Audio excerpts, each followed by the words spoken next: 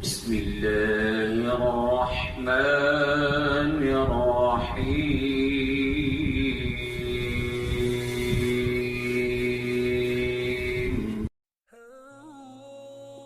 بسم اللہ الرحمن الرحیم. سب تعریفیں اس اللہ کے لیے ہیں جو سب جہانوں کا پالنے والا ہے، اور اللہ تعالی خاتم الانبیاء حضرت محمد صلی اللہ علیہ وآلہ وسلم اور تمام انبیاء اور رسولوں پر اپنی رحمت نازل فرمائے. بعد حمد و صلات امام مسلم اپنے شاگرد ابو اسحاق کو مخاطب کرتے ہوئے فرماتے ہیں: اللہ تعالیٰ تجھ پر رحم فرمائے کہ تو نے اپنے پروردگار ہی کی توفیق سے یہ ذکر کیا تھا کہ دین کے اصول اور اس کے احکام سے متعلق رسول اللہ صلی اللہ علیہ وآلہ وسلم سے جو احادیث مروی ہیں، ان تمام احادیث کی تلاش اور جستجو کی جائے، اور وہ احادیث جو ثواب، عذاب، رغبت اور خوف وغیرہ کے متعلق مروی ہیں، یعنی فضائل و اخلاق کے متعلق حدیثیں، اور ان کے سوا اور باتوں کی اسناد کے ساتھ جن کی روح سے وہ حدیثیں نقل کی گئی ہیں اور جن کو علماء حدیث نے قبول کیا ہے. اللہ تعالیٰ تم کو ہدایت دے کہ تم نے اس بات کا ارادہ ظاہر کیا کہ اس قسم کی تمام احادیث کا ایک مجموعہ تیار کیا جائے، اور تم نے یہ سوال کیا تھا کہ میں ان سب حدیثوں کو اختصار کے ساتھ تمہارے لیے جمع کروں اور اس میں تکرار نہ ہو، اس لیے کہ تکرار سے مقاصد یعنی احادیث میں غور و خوض کرنے اور ان سے مسائل کے نکالنے میں رکاوٹ پیدا ہوگی. اللہ تعالیٰ تمہیں عزت عطا فرمائے. تم نے جس بات کا سوال کیا، جب میں نے اس پر غور کیا اور اس کے انجام کو دیکھا، اللہ کرے اس کا انجام اچھا ہو تو سب سے پہلے دوسروں کے علاوہ مجھے خود فائدہ ہوگا. بہت سے اسباب کی وجہ سے جن کا بیان کرنا طویل ہے، مگر اس کا خلاصہ یہ ہے کہ اس طرح سے تھوڑی سی احادیث کو یاد رکھنا مضبوطی اور صحت کے ساتھ آسان ہے، خاص کر ان لوگوں کے لیے جنہیں صحیح اور غیر صحیح احادیث میں جس وقت تک دوسرے لوگ واقف نہ کرائیں تمیز ہی حاصل نہیں ہو سکتی. بس جب معاملہ اس میں ایسا ہی ہے جیسا کہ ہم نے بیان کیا، تو ارادہ کرنا کم صحیح روایات کی طرف زیادہ ضعیف روایات سے افضل و اولیٰ ہے، اور امید کی جاتی ہے کہ بہت سی روایات کو اس شان سے بیان کرنا اور مقررات کو جمع کرنا خاص لوگوں کے لیے نفع بخش ہے، جن کو علم حدیث میں کچھ حصہ اور بیداری عطا کی گئی ہے اور حدیث کے اسباب و علل سے معرفت حاصل ہے. بس اگر اللہ نے چاہا تو ایسا شخص جس کو علم حدیث سے کچھ علم دیا گیا ہے، وہ کثرت کے ساتھ جمع شدہ احادیث سے فائدہ حاصل کر سکتا ہے.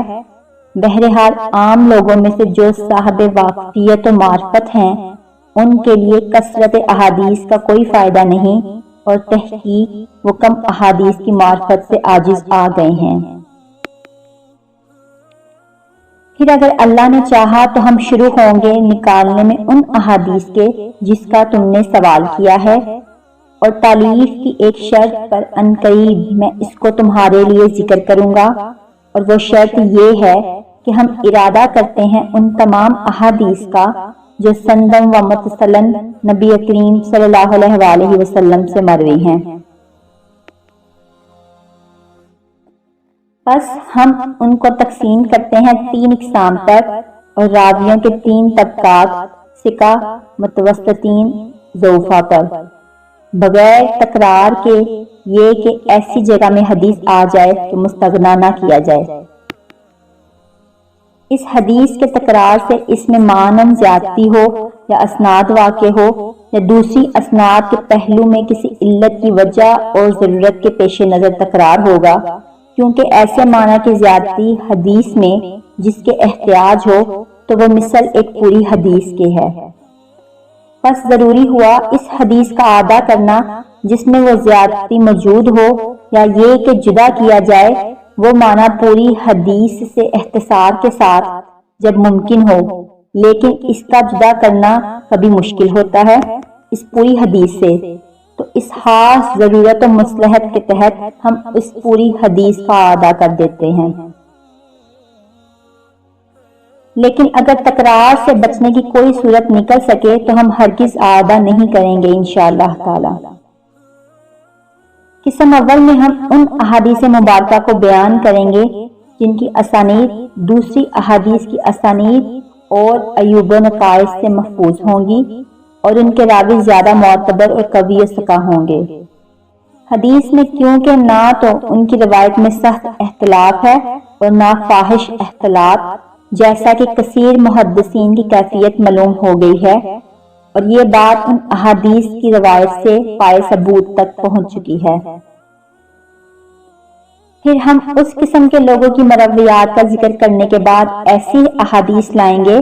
جن کی اسانید میں وہ لوگ ہوں جو اس درجہ اتقان اور حفظ سے موصوف نہ ہوں جو اوپر ذکر ہوا، لیکن تقویٰ، پرہیزگاری اور صداقت و امانت میں ان کا مرتبہ ان سے کم نہ ہوگا، کیونکہ ان کا عیب ڈھکا ہوا ہے اور ان کی روایت میں محدثین کے ہاں مقبول ہے،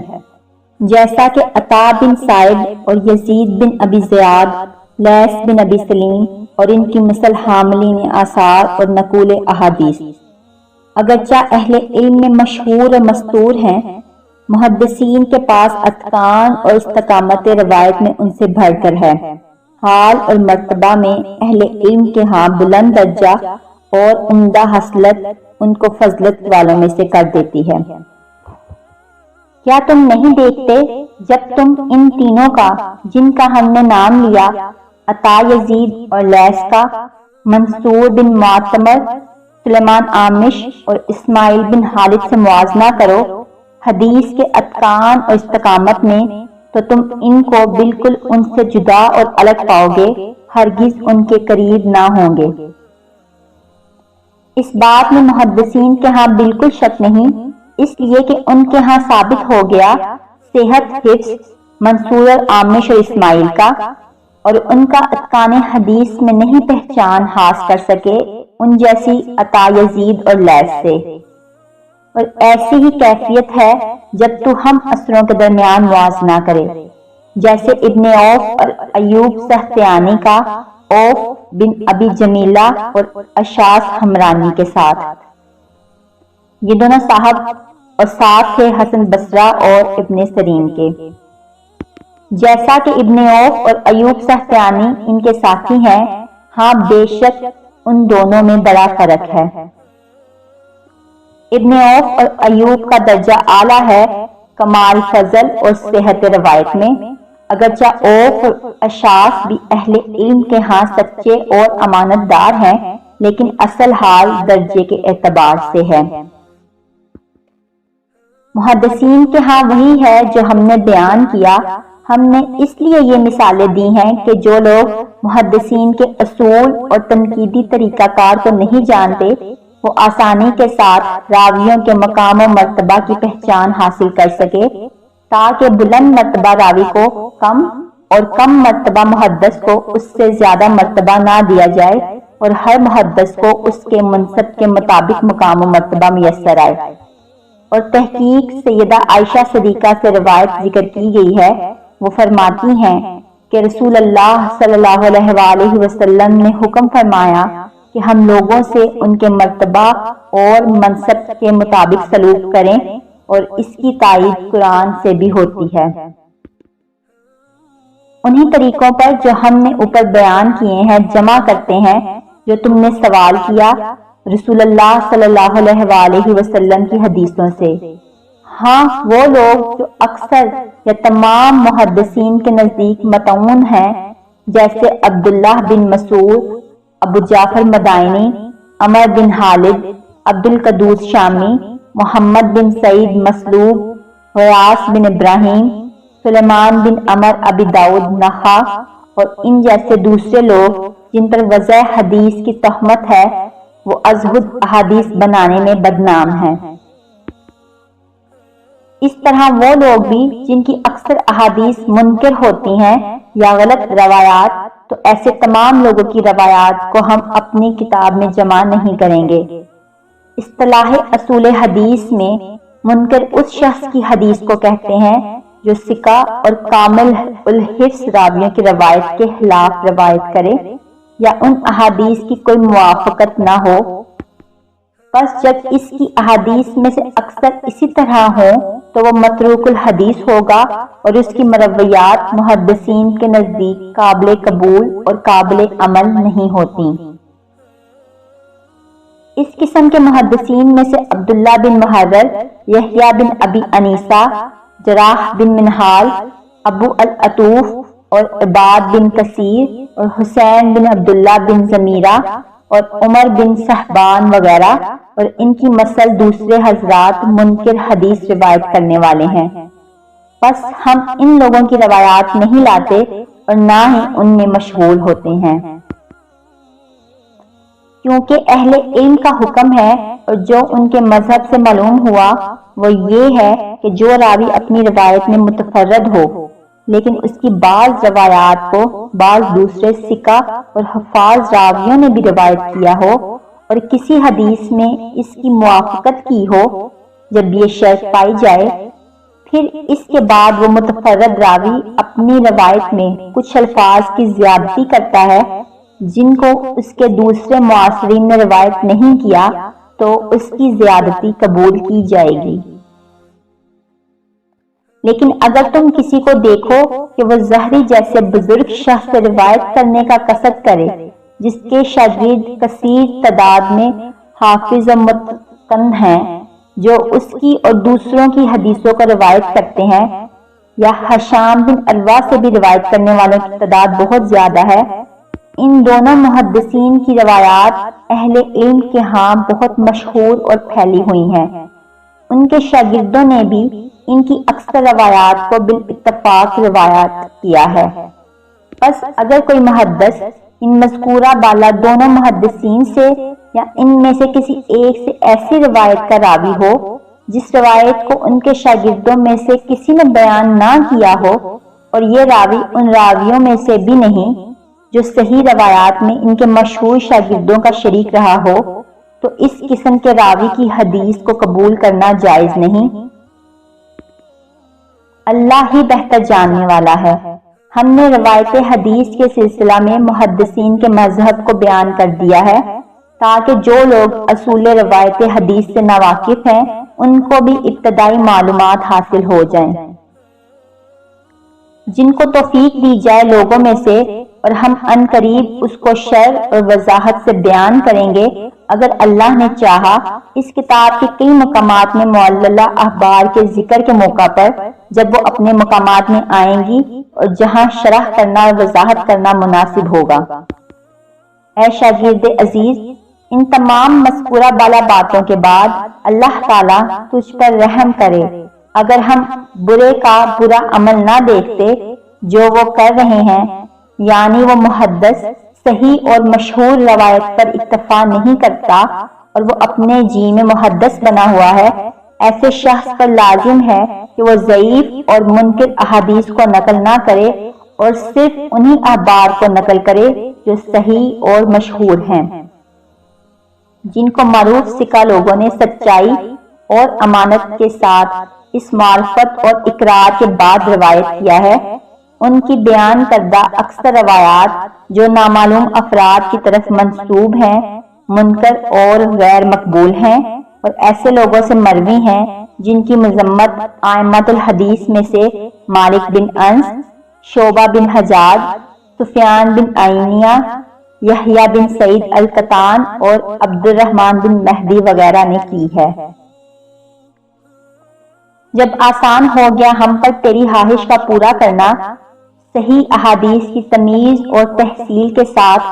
لیکن اسی وجہ سے جو ہم نے بیان کی کہ لوگ منکر روایات کو ضعیف اور مجہول اسناد سے روایت کرتے ہیں اور عوام کو سناتے ہیں جن میں ایوب کی پہچان کی لیاقت نہیں، تو ہمارے لوگوں پر تیرے سوال کو جواب دینا آسان ہو گیا۔ جان لو اللہ تجھ کو توفیق دے جو شخص صحیح اور ضعیف حدیث میں تمیز کرنے کی قدرت رکھتا ہو اور ثقہ راویوں کو پہچانتا ہو، اس پر واجب ہے کہ نہ روایت کرے مگر اس حدیث کو جس کے اصل کی صحت ہو اور اس کے نقل کرنے والے وہ لوگ ہوں جن کا عیب فاش نہ ہوا ہو، اور بچے ان لوگوں کی روایت سے جن پر تہمت لگائی ہے یا جو اناد رکھتے ہیں اہل بدعت میں سے۔ اور دلیل اس پر جو ہم نے کہا یہ ہے کہ اللہ جل جلالہ نے فرمایا، اے ایمان والو اگر تمہارے پاس کوئی فاسق خبر لے کر آئے تو تحقیق کر لیا کرو، ایسا نہ ہو کہ جا پڑو کسی قوم پر نادانی سے، پھر کل کو پچھتاؤ اپنے کیے ہوئے پر۔ دوسرے یہ کہ اللہ تعالیٰ نے فرمایا اور گواہ کرو دو مردوں کو یا ایک مرد اور دو عورتوں کو جن کو تم پسند کرتے ہو، اور فرمایا اللہ تعالیٰ نے گواہ کر دو دو شخصوں کو جو عادل ہوں۔ تو ان آیتوں سے معلوم ہوا کہ فاسق کی بات بے اعتبار ہے، اور اسی طرح حدیث شریف سے یہ بات بھی معلوم ہوتی ہے کہ منکر روایات کا بیان کرنا جس کے غلط ہونے کا احتمال ہو درست نہیں، جیسے قرآن سے معلوم ہوتا ہے، اور حدیث وہی ہے جو رسول اللہ صلی اللہ علیہ وآلہ وسلم سے بشہرت منقول ہو کہ فرمایا آپ صلی اللہ علیہ وآلہ وسلم نے، جو شخص مجھ سے حدیث نقل کرے اور وہ خیال کرتا ہو کہ یہ جھوٹ ہے تو وہ خود جھوٹا ہے۔